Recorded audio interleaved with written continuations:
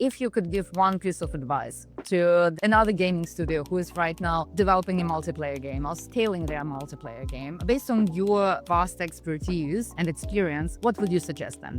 If we look at particularly the big news from Gamescom this year, it seems to be that like Agoni's and Kubernetes technologies are the way that everyone is going. So I think if you're thinking about technologies to choose, that should be a way to go. My immediate thought though is try not to do it yourself.